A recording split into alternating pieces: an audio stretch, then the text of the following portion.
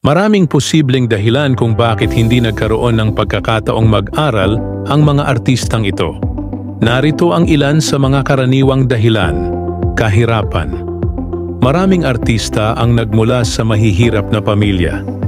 Ang mga magulang nila ay maaaring hindi kayang magbayad para sa kanilang edukasyon o kailangan nilang magtrabaho mula sa murang edad para matulungan ang kanilang pamilya. Kakulangan ng access sa edukasyon. Sa ilang mga lugar, hindi lahat ng bata ay may access sa edukasyon.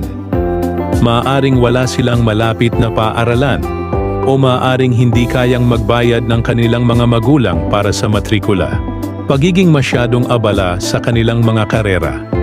Ang ilang mga artista ay nagsimula ng magtrabaho sa murang edad at hindi na sila nagkaroon ng pagkakataong mag-aral. Maaaring masyadong abala ang kanilang mga schedule o maaaring hindi nila naisip na mahalaga ang edukasyon. Diskriminasyon.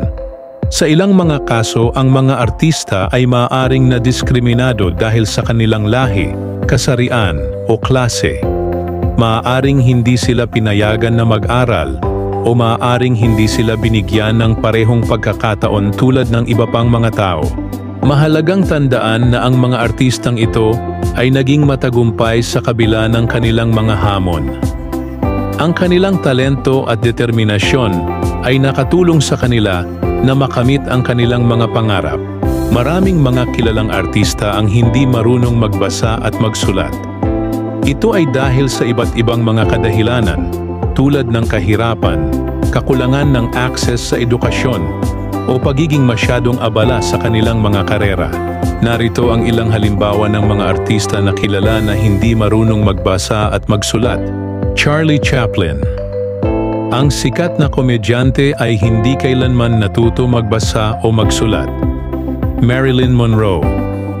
Ang iconic na actress ay nagkaroon ng mahirap na pagkabata at hindi nakatapos ng high school. Elvis Presley.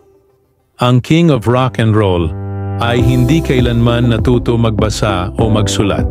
Mahalagang tandaan na ang kakulangan ng edukasyon ay hindi nangangahulugan na ang isang tao ay hindi matalino o matagumpay.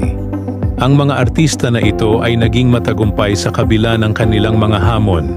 Nagtataka ka marahil kung bakit nasa thumbnail si Kris Aquino. Well, no read, no write po siya sa pelikulang Pido Dida. Laking squatter siya sa pelikula kaya hindi nakapag-aral, pero syempre sa pelikula lang iyon. Yan muna ang ating showbiz update today. Thanks for watching.